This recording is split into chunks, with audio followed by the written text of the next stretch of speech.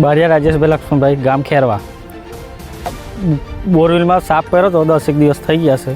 ગોંગરા કરતો હતો, ફેન્યો સાપ હતો, કોબરા સાપ. એ સચિનભાઈ આવીને પકડી, એમનો ખૂબ ખૂબ આભાર.